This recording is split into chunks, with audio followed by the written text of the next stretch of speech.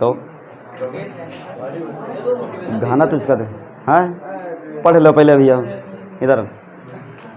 Wheatstone bridge, तो प्रतिरोध ज्ञात करने की दो विधियाँ, एक मीटर सेतु विधि, दूसरा व्हीटस्टोन सेतु, है ना। व्हीटस्टोन सेतु के सिद्धांत पर ही मीटर सेतु था। उसमें जो क्या लगाए थे, इधर प्रतिरोध बॉक्स लिया था, अज्ञात तार जोड़ा था और ये एक तार इधर लगाए थे और फिर गैल्वेनोमीटर से मान निकालते थे। तो ये बन जाता था P और ये बन गया Q, ये बन गया R और ये बन गया, इस तार को ही प्रतिरोध में बांट लिया जाता। लास्ट में एक सवाल किए भी थे प्रतिरोध वाला, है ना। तो तरीका क्या चलता है भैया, P बटा Q, ये बटा ये बराबर ये बटा और ये R होता था L और यस होता था 100 माइनस L। तो हम इतने को बराबर कर लेते थे। उस सुविधा के लिए हमने क्या कहा था, ये भी ना करो तिरछे गुणा कर लो, बहुत जल्दी लग गया। तो मीटर से तो इसी के सिद्धांत पर कार्य करता है। इसका सिद्धांत क्या है, P बटा Q बराबर R बटा S, या ये बटा ये बराबर ये बटा ये बटा ये बराबर ये बटा ये, कुछ भी लिख सकते हो, ठीक।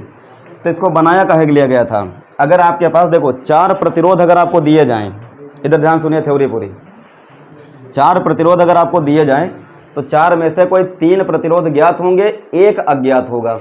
उस अज्ञात प्रतिरोध का मान ज्ञात किया जाता है इसके द्वारा, ठीक। तो थ्योरी में क्या लिखना होगा कि ये सिद्धांत किस पर है, ये किरचॉफ के नियम पर आधारित है। ये किस पर है, और मीटर से तो इसके सिद्धांत पर है, ठीक है, जो पिछला पढ़ चुके ना।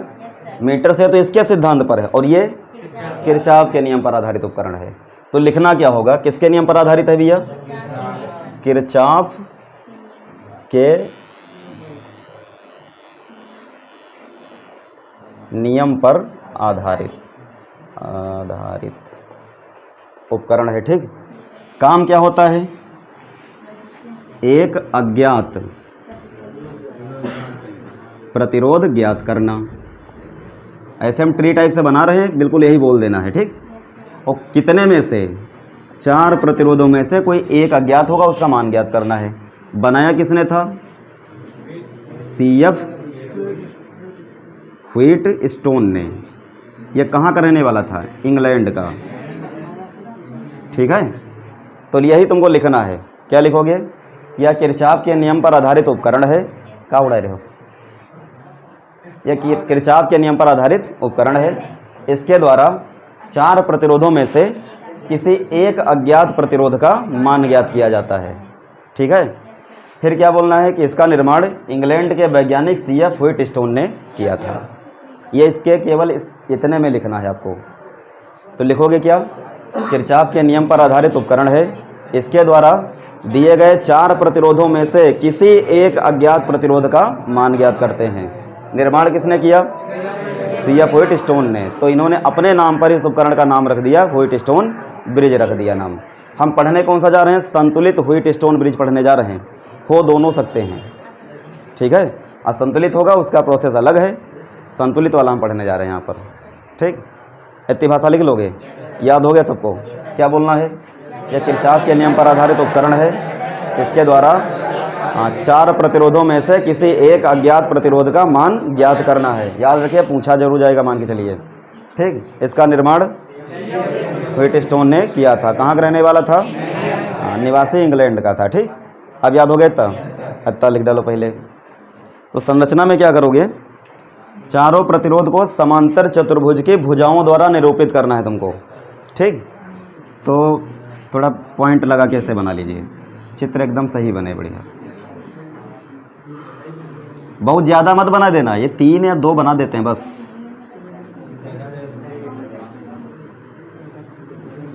और ये ऐसे ऐसे हों, ऐसे मुड़ न जाएं, ये इंडक्टर हो जाएगा, फिर कॉइल हो जाएगी फिर, ठीक।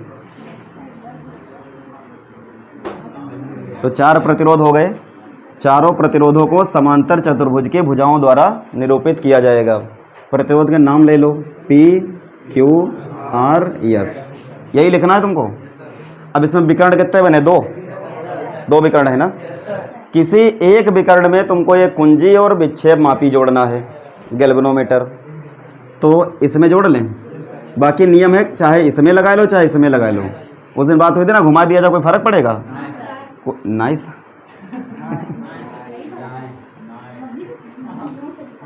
एक कुंजी हो गई, बातें बंद। ये गैल्वेनोमीटर, इसको जोड़ दिया, ठीक। इसके एक विकर्ण में कुंजी लगाएंगे और गैल्वेनोमीटर जोड़ देंगे। वहीं लगा दो, अरे वहीं कहीं लगा दो भैया। लाओ, अच्छा लाओ, इधर लाओ, अरे इधर लाओ, चले। मार्टिन वगैरह जो होती है, इसकी आग कभी बुझती नहीं है। वो बुझ जाती। चलो अच्छा इधर, हाँ ठीक। इधर सुने भैया, अरे बातें बंद करो, इधर समझो। तो इसमें क्या करते हैं, चार प्रतिरोधों को समांतर चतुर्भुज की चारों भुजाओं द्वारा प्रदर्शित करेंगे। लिखना क्या है तुमको, जो हम बोल रहे हैं यही लिखना है। अब इसके किसी एक विकर्ण में विक्षेप मापी और कुंजी जोड़ेंगे। कुंजी को आप K2 लिख लीजिए। पूछा भी क्वेश्चन गया है कि कुंजी K2 यहाँ और K1 सेल के साथ। दूसरा जो विकर्ण बचेगा, इसमें क्या लगाना है, एक सेल या बैटरी जोड़ देना है और एक और साथ में कुंजी लगा देंगे, ठीक। इसको मान लेंगे K1। यही संरचना में लिखना है, इतना। अब सुने, तो संरचना में क्या लिखोगे, इसमें चार प्रतिरोध PQRS को समांतर चतुर्भुज की चारों भुजाओं द्वारा निरूपित करते हैं। इसके किसी एक विकर्ण में विक्षेप मापी और कुंजी K2 जोड़ते हैं, जबकि दूसरे विकर्ण में सेल और कुंजी K1 लगी रहती है। इतना लिखना है। एक क्वेश्चन 2015 में आया था कि व्हीटस्टोन ब्रिज में कुंजी K1 को पहले क्यों दबाया जाता, K2 को पहले क्यों नहीं दबाते हैं। तो अगर कुंजी K2 को आप पहले दबा दोगे, इसको मान लो ऑन कर दिया, और बाद में अगर इसको आप ऑन करोगे तो पहले ही इसकी भुजाओं में प्रेरित धारा बहेगी, इंड्यूस्ड करंट बहेगी। तो बाद में अगर इसको आप ऑन भी कर रहे हो तो ये कभी भी संतुलित नहीं होगा। विक्षेप मापी कभी जीरो धारा नहीं बताएगा, ठीक है।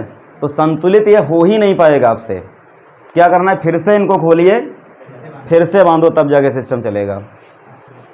समझ गए। तो इस क्वेश्चन का आंसर क्या था कि इसकी भुजाओं में प्रेरित धारा बहने लगती है, इस वजह से कभी भी विक्षेप मापी धारा जीरो नहीं बताता। ये संतुलन की अवस्था में कभी आएगा ही नहीं। यही कारण सबसे पहले कुंजी कौन दबाएंगे, K1 को, तब धारा इसमें जाएगी, सेल की धारा तब जाएगी। और फिर बाद में जैसे कुंजी K2 को दबाया जाएगा, विक्षेप मापी धारा कितनी बता देगा, जीरो। अब सुने, यहाँ से मान लो कुंजी K1 को मैंने ऑन किया पहले, तो यहाँ धारा कितनी चली, I। रास्ते मिले दो, बांट दीजिए, इसमें I1 और इसमें I2। विक्षेप मापी में धारा कितनी, IG। अब IG बराबर कितनी, जब संतुलन की अवस्था होगी तो धारा कितनी हो जाएगी। तो जब इसमें कोई धारा ही नहीं जाएगी इसको ऑन करने पर, तो I1 तो इसमें चली जाएगी सीधे, और I2 यहाँ से चली जाएगी, और वापस से कितनी बन जाएंगी, I। नामकरण कर लो इसका, ABCD। अब किरचॉफ का नियम लगाओ।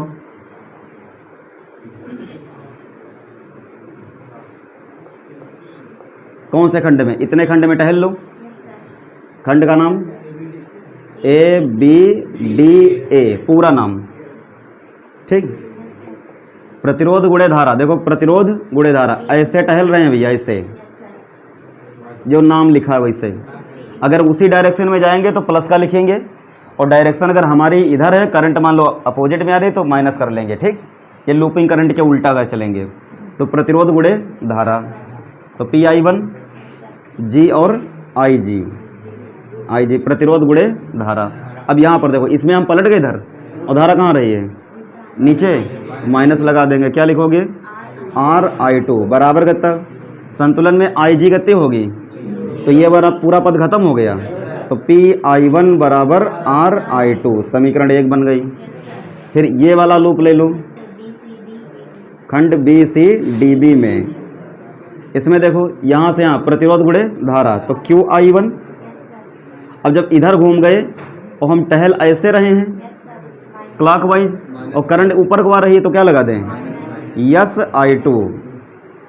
फिर आगे ये भी तो लेना है, तो GIG बराबर कितना, ये संतुलन में जीरो, तो लिख सकते QI1 बराबर SI2। समीकरण क्या हो गई, अगर एक को 2 से भाग कर दो तो PI1 QI1, RI2 SI2, I2 cancel हो गए, तो फार्मूला क्या मिला, P/Q बराबर R/S। यही हमको लाना था, ठीक। सुना, लिखना क्या है, थ्योरी क्लियर हो गई, किसके नियम पर आधारित है, किरचॉफ के नियम पर। काम क्या होता है इसका? चार प्रतिरोधों में से किसी एक अज्ञात प्रतिरोध का मान ज्ञात करते हैं। किसने बनाया था? CF व्हीटस्टोन ने बनाया था। कहाँ का निवासी था? इंग्लैंड का था। अब संरचना में क्या लिखना है? इसमें चार प्रतिरोध PQRS को समांतर चतुर्भुज की चारों भुजाओं द्वारा निरूपित करते हैं। इतना याद हो गया? अब इसके किसी एक विकर्ण में विक्षेप मापी और कुंजी K2 जोड़ेंगे साथ में, और दूसरे विकर्ण में सेल जिसका विद्युत वाहक बल E है उसके साथ में कुंजी K1 जोड़ देंगे। ये संरचना हो गई। क्रियाविधि में क्या लिखना है? जब सेल के साथ लगी कुंजी K1 को हम दबाएंगे तो इसकी भुजाओं में सेल की धारा बहने लगेगी, और जैसे कुंजी K2 को हम दबाएंगे तो विक्षेप मापी में विक्षेप कितना हो जाएगा? 0। मतलब ये होगा कि यह संतुलन की अवस्था में आ जाएगा। ठीक, और संतुलन की स्थिति में किरचॉफ का नियम लगा के इसको हल कर देगा। चलो ये भैया एक सवाल लिया, कौन सा? संतुलित सेतु है, संतुलित ब्रिज है ये। ठीक, बोल दिया गया पहले ही। अब बोला इसलिए गया क्योंकि R गायब है ना ये। ठीक, तो R गायब है तो बोल दिया गया संतुलित है, तो इसका मान निकालना पड़ेगा। और अगर मान लो सभी मान दिए गए तब आपसे पूछा जाए तो आप पहले चेक कर लेंगे कि ये संतुलित है कि नहीं है। संतुलित की पहचान क्या थी? P/Q बराबर, तो यहाँ से निकालो, चाहे तिरछे गुणा बराबर होनी चाहिए। संतुलित की पहचान क्या है? P/Q बराबर R/A। अब PQR ये कुछ नहीं, ये बटा ये बराबर ये बटा ये बटा ये बराबर, और जैसे संधारित्र क्या कहते हैं? ये गुणे ये बराबर ये गुणे, गुणा बराबर आनी चाहिए, बराबर कर लो बस। तिरछे गुणा बराबर संतुलित, नहीं बराबर तो असंतुलित। ठीक, इसमें बोल दिया गया कि संतुलित है। एक बात और सुने, पहले इसका डिजाइन बना लेते हैं।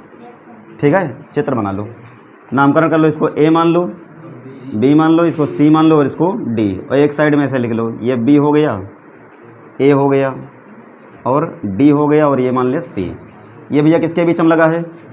B और C। निकाल लो इसको, निकालो बाहर, इसे निकाल करके B और C के बीच में तार काट लो, ज़्यादा है ना, इतना काट फिर लगा लो, R हो गया। ठीक, ये 15 ओम किसके बीच में है? B और A के बीच में। निकाल लो तार, जितना फालतू काट के अलग कर दो, फिर यहाँ जोड़ दो B के बीच में। ये तो पढ़े थे ना संधारित्र में। अच्छा, ये के बीच में है, निकालो इसको, और A और D के बीच में इसको निकालो, A वाला A तरफ, D वाला D तरफ, और ये के बीच में D और C, इसके बीच में लगा दो, कितना है? 6 ओम। यहाँ क्या लगा है?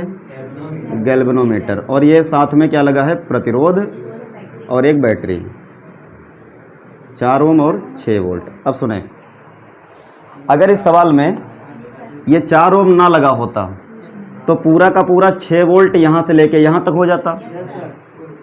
तो लास्ट वाला ऑप्शन तो यही हो गया कि ब्रिज के सिरों पर विभवांतर बताओ, यहाँ से यहाँ तक टोटल विभवांतर कितना है? तो 6 हो जाता। अब यह प्रतिरोध चाहे आगे लगे चाहे पीछे लग जाए, वो अपना रोल जरूर प्ले करेगा। तो यहाँ से यहाँ का वोल्टेज आपको निकालना पड़ जाएगा। ठीक, पूछा क्या क्या गया? R का मान बताओ। चलो पहला काम, इसको काम कर लेते हैं। अगर ये संतुलित है तो इसमें कोई धारा नहीं जाएगी। आप पेपर में ऐसे कट मत लगा देना, मान लिया जाए काट दिए हो आप, वो क्या लिखते हैं? जैसे कहा P/Q बराबर A 4/5। कहीं सर भैया तिरछी गुणा कर लो, तो लड़के भी ऐसे बना लेते हैं। ये मान लिया जाए तुम काट दिए हो, ठीक, वो बताया जाता है इसे। चलो क्या तरीका है संतुलित में? ये गुणे ये, और 30 गुणे कितना बन गया? R। तिरछे गुणा बराबर कर लो, अगर ये बराबर है तो संतुलित, नहीं है तो असंतुलित। फिलहाल ये संतुलित बोला गया। 15 दूनी 30, 3 आएगा, ये 2 आएगा, 3 आएगा ना। 15 दूनी 30, 3 ओम। मतलब इसकी वैल्यू कितनी आ गई? इस वाले तार का कोई मतलब तो अब है नहीं, इसको हटा दो। जब इसमें धारा ही नहीं जाएगी तो छोड़ो। ठीक, अब सुने क्या कहा? टोटल करंट बताओ। तो टोटल करंट निकालने के लिए आपको पूरा R निकालना पड़ेगा। ठीक है, फिर कहा गया 15 ओम में धारा बताओ। अच्छा, तो यहाँ बताओ, यहाँ से मान लो करंट कितनी चली? I। इसमें कितनी हो गई? इसमें कितनी? I2। तो टोटल करंट तो यहाँ वाली होगी। तो जब तक पूरा R नहीं मिलेगा तब तक आप टोटल करंट नहीं निकाल सकते। इतना समझ गए? अब पूछा गया 15 ओम में धारा बताओ। तो 15 ओम में जो करंट जाएगी वो भी 3 में भी तो जाएगी। तो चाहे 3 में पूछे तब भी आपको I1 निकालना है, और 15 में पूछे तब भी I1 निकालना है, और जब आप मान निकालोगे तो ये दोनों जोड़ करके ही आप मान रखोगे, तभी सही माना जाएगा। 15 ओम का मतलब ये है कि इस वायर में कितनी करंट गई वो पूछा जा रहा है आपसे। दोनों में पूछा जाए तब भी I1 निकालिए, 15 पूछे तब भी I1 निकालना है, और 3 में पूछे तब भी I1 निकालना है। ठीक, तो ये ना करना 15 में पूछा है तो प्रतिरोध केवल 15 ही ले लो, ये गलत हो जाएगा, क्योंकि जो करंट 15 में जाएगी वही तो 3 में भी तो जाएगी। तो टोटल रेजिस्टेंस लेना पड़ेगा तुमको, वो तब पता चलेगा जब यहाँ से यहाँ का आपको वोल्टेज पता चलेगा। I बराबर V/R कर देंगे। मेथड और भी बनेगा, पहले एक सिंपल अपना देख लो। अच्छा, तो ये दोनों कैसे बने भैया? श्रेणी क्रम। तो 15 और 3 कितने बने? 18, और 30 और 6 कितने बन गए? 36। 18 और 36 बने समांतर क्रम। तो हम इसको क्या लिख सकते हैं आगे? 18 गुणे 36 और 18 प्लस 36, ये जोड़ कितने बने?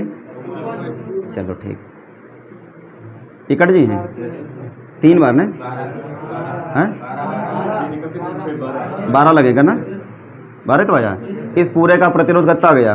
12 ओम। मतलब चित्र अपने पास क्या बना? ये हो गया 12 ओम, और ये 4 ओम, और ये बैटरी लगी 6 वोल्ट की।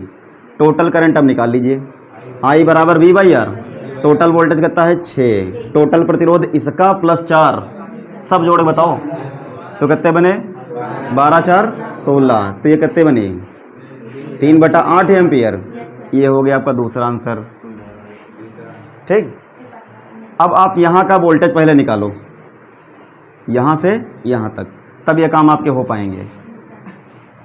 ठीक है, इधर देख लो, जहाँ से अच्छा लगे वहाँ से लगाना।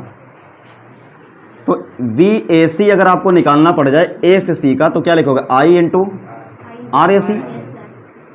A से C का प्रतिरोध I कितनी है? 3 के पोली हो गया, 3/AC का प्रतिरोध टोटल कितना आया इसका? 12। इस तने का कितना है? 12 तो है। तो 4 दूनी 8, 4 तियाँ 9 बटा कितना आ गया? 2 वोल्ट। इतना क्लियर? अब जब यहाँ से यहाँ का हमको वोल्टेज मिल गया, यहाँ कितना बन गया? 9/2। इधर कितना मान लें? तो जब I1 पूछा गया, तीसरा ऑप्शन, तो I1 बराबर विभव का अंतर बटा प्रतिरोध। वोल्टेज कितना है? -0। यहाँ से यहाँ तक 15 पूछा गया, तो 15 का मतलब है पूरे तार में, तो 15 3 18। अब समझ आया? तो 9 दूनी 18, 1/4 एम्पियर। इतना समझ पाए? और अगले ऑप्शन में क्या पूछा गया? चौथे में 6 में बताओ। 6 का मतलब है पूरे में बताओ। तो वोल्टेज कितना बन जाएगा? 9/2। समांतर क्रम में दोनों तार लगे हैं, वोल्टेज बराबर होगा, बटा प्रतिरोध कितना बना? 36 बन गया। तो 9 चौके 36, 4 दूनी 8 एम्पियर। ये समझ आया? सारे आंसर हो गए। अब ये इतना सुने, इतना जो काम आप किए हो, एक और तरीका बताएं। I1 अनुपात I2, टोटल करंट मिल गई ना, तो ऐसे लिख लो I1 अनुपात I2 बराबर, वोल्टेज दोनों बराबर है ना, तो यहाँ का वोल्टेज कितना? 9/2, और यहाँ कितना है? तो दोनों अनुपात हम कट जाएंगे, तो 1 बटा टोटल आर करो कितना बना? 18। 5 3 उल्टा करके I बराबर V/R, और इसकी धारा कितनी बनी? वोल्टेज जो है 9/2, अनुपात हम कट जाएगा, उल्टा करके लिखिए। 1 बटा कितने बन गए? 36। जैसे कैपेसिटर हम लगाते थे, LCM कितना आ गया? 36 आएगा ना। 36 से गुणा मार दो, पूरे को LCM से गुणा मारो, तो 36 से 18 कटे कितने आए? और यहाँ कितना आया? अब देखो I1 कैसे लिखोगे? I1 के सामने कितना लिखा है, और दोनों को जोड़ दो और गुणे टोटल करंट। 3 3 कट गया, 1/4। ठीक है। और I2 लिखना चाहो तो I2 के सामने कितना है? 1, और दोनों का जोड़ तो 1/3, और गुणे ये करो तो 1 कट गए, 1/8। ठीक है। इस मेथड से इसलिए लगवाया तुमको क्योंकि ये कन्फ्यूजन दिमाग में थी कि यार 15 में पूछा है तो V ले लो 9/2 और बटन ले लो 15। अब गलत हुई ये सवाल। ठीक। तो जैसे अभी क्या गया, एक और लगा होता है यहाँ पर, और किसी में एक हम पूछता सब काउंट करके रखते। अब तो गलती नहीं होगी। इस सवाल में कहा गया कि इस नेटवर्क के प्रत्येक शाखा में धारा निकालिए, हर ब्रांच में धारा निकालो। कोई स्टोन ब्रिज है ये? संतुलित है कि असंतुलित है? कैसे पहचान पाए? चाहे अनुपात चेक कर लो, चाहे तिरछे गुणा चेक कर लो। 5 की गुणा 25 और 10 की गुणा 100, ये बराबर भैया नहीं है। और अगर ये बराबर नहीं होंगे तो ब्रिज कैसा बना? तो असंतुलित के लिए फिर अपना वही नियम, किरचॉफ नियम, या फिर एक दूसरा मेथड देख लो, गलती से गलती नहीं होगी। ठीक है, देखो इधर किरचॉफ में भैया एक ये करंट, एक ये करंट, एक ये करंट, एक ये करंट, 4 धारा ऐसे बन गई और धारा निकालते निकालते अपने धारा चलेंगी। सुने, तो जब ऐसा असंतुलित वाला सवाल आएगा, सबसे पहले आप पहचान कर लेंगे। पहचान करने के बाद देखेंगे यहाँ पर अगर कोई प्रतिरोध नहीं लगा है तो ये पूरा वोल्टेज उठा करके प्लस प्लेट के संधि पर दे देना, और माइनस प्लेट से जो संधि जुड़ी होगी उसको 0 वोल्टेज पर कर लेना है, ताकि डिफरेंस हमको लेने में आसानी हो जाए। हालांकि इधर हम +7 इधर -7 भी कर सकते थे, डिफरेंस 14 ही आएगा, लेकिन उसमें बांटने में दिक्कत हो सकती है खुद से। तो मेथड ऐसा करेंगे ताकि गलती से गलती ना हो।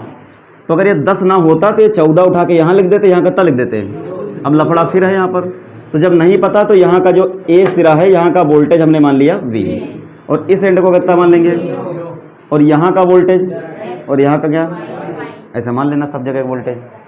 अब तुमको सब कुछ ज्ञात करना है, V भी ज्ञात करना है, X भी ज्ञात करना है, और Y भी, ये तो 0 है ही है। ठीक है, 0 भी ज्ञात करना है, 0 सदिश थोड़ी ना है। यहाँ धारा कितनी चली I, अब रास्ते बने 2, I1, इसमें कितनी बन गई I2। इस वाले वायर में करंट अब बहेगी क्योंकि संतुलित नहीं है ये। तो किधर से आएगी, ऊपर से नीचे आएगी कि नीचे से ऊपर जाएगी, हम सर्किट देख के बता भी सकते हैं, लेकिन हमको इसमें दिखाने की कोई ज़रूरत नहीं भी है। सुना इधर, यहाँ प्रतिरोध कितना लगा है 5, यहाँ कितना लगा है 10, ये कम है, करंट ऊपर ज़्यादा जाएगी, और इसमें तो जहाँ ज़्यादा जाएगी उसके मुड़ने की संभावना ज़्यादा रहेगी, तो करंट ऊपर से नीचे बहेगी सर्किट में। लेकिन इसमें तुमको कोई मतलब नहीं लेने से, अभी वो तो बाद में निकालना है हमको। लेकिन एक बात तय है कि जो करंट यहाँ पर बटी थी वही वापस बननी चाहिए। नियम है जो करंट गई थी वही टूटी I1 I2 में, तो आखिरी में I1 I2 जब बनेगी वही जुड़ करके वापस क्या बनेंगे, तो बीच से नहीं मतलब, लेकिन लास्ट से आप बना लीजिए। अब सवाल आगे से इधर से लगाएं या पीछे से लगाएं, यहाँ से लगाओ, जल्दी हुई जी, क्योंकि वोल्टेज कितना मिल रहा है। तो सबसे पहले आप I1 लिखिए जरा। I1 कितनी बनी, विभव का अंतर बटा प्रतिरोध। तो धारा देखो X से 0 तरफ आ रही है, इसका मतलब X ज़्यादा है, तो X - 0 बटा प्रतिरोध करते हैं 10, तो ये आ गया X बटा 10, अतः लिख लेंगे। हर सवाल हम करना यही। फिर I2 जब लिखोगे तो Y से 0 तरफ गई है, Y - 0 बटा प्रतिरोध, मतलब कितना आ गया Y बटा 5। अब X Y मिल जाए तो E वाली धाराएं मिल गई। पता किसका लगाना है, X Y का। तो एक बार X को ज़्यादा वोल्टेज पर मान लेंगे, एक बार Y को ज़्यादा वोल्टेज पर, और सभी धाराओं का जोड़ बराबर 0 कर लेंगे। तो लिख लेना, जब X क्या हो, हायर पोटेंशियल पर, ज़्यादा वोल्टेज पर। अब इसको अगर तुमने ज़्यादा माना है तो सभी करंट यहीं से प्रवाहित कराओ। कितने तार कनेक्ट हैं, 1 2 3, तो तीनों में करंट तुम यहीं से प्रवाहित करा लो। इस वाले तार में धारा कितनी बनी, I1 है लेकिन वैल्यू कितनी, X - V बटा 5, ये बनेगा क्योंकि X ज़्यादा माना है। तो X - V बटा 5 प्लस इसमें कितनी बनी, X - Y, X को ज़्यादा माना है ना, बटा 5, इसमें कितनी बनी, X - 0 बटा 10, इतना 0, एलसीएम कितना हो जाएगा 10, तो मतलब इनको 2 से गुणा। तो एक स्टेप यहीं लिखे ले रहे हैं, 2x 2v 2x 2y और प्लस x बराबर 0। तो समीकरण अपने पास निकल के आई, देखो 2x 2x 1x कितने बन गए 5x, माइनस कितने बने 2y बराबर 2v, समीकरण बना लो यहाँ पे। ठीक, अब क्या करो, y को ज़्यादा पर मान लो। जब y क्या हो, हायर पोटेंशियल पर, तो y अब ज़्यादा है, तो यहाँ से जितने तार कनेक्ट है सबकी धारा का जोड़ बराबर 0। तो इसमें धारा कैसे लिखो, y - v बटा 10, y - x बटा 5, y - 0 बटा 5 बराबर 0। एलसीएम 10, तो इसको हल कर लो। 2y 2xy बराबर 0, 2 रहेगा, 2y बराबर 0। 1y 2y 2y 5y, इधर कितने बने 2x बराबर कितने हो गए 20, समीकरण हो गई 2। अब x y को हल करने के 3 मेथड, प्रतिस्थापन विधि, विलोपन विधि और तिर्यक विधि। कौन सी विधि है? विलोपन विधि। किसी गुणांक बराबर करो, यहाँ कितने y चल रहे हैं 2, यहाँ कितने, तो इसको भैया 2 से गुणा कर लो, इसको y बराबर कर लो। जब इसको 5 से गुणा कराया तो कितने बन गए 25x, 5 दूनी 10y और बराबर कितने बने 10v, 5 दूनी 10, 2 से गुणा कराओ इसको, 10y 4x बराबर 2v। अब इनको जोड़ दिया जाए तो 10y कटे, ये बन गए 21x बराबर 12v, 3 से कट जाएगा ना, 3 चौके 12 और 3 सते 21, x मिला v के पदों में। अब x की वैल्यू कहाँ रखी जाए, जल्दी काम हो जाए, इसमें इमें रख लो। चलो समीकरण 2 से कितना लिखा है भैया 5y बराबर, ये भैया इधर ले आओ, ये प्लस हो जाए और 4 दूनी 8 भी, ये समझ गए। अरे यू वाला मान उठा के ये जगह पर रखे हैं, तो ये कितने बने 15v/7 बराबर 5y। चेक कर लें सवाल सही लगा गलत। एक मान निकालने के बाद दूसरा मान किसी समीकरण में रख के निकाल रहे हो, इतना स्टेप बनने के बाद इधर वाली संख्या से ये संख्या कट रही है अगर, तो सवाल सही करते जा रहे हो आप, ठीक। तो 5 से 15 कट गया, कितने आ गए 3v/7, मतलब y भी मिल गया। अब x y अगर हम यहाँ रख दें तो ये वाली करंट मिल गई हमको,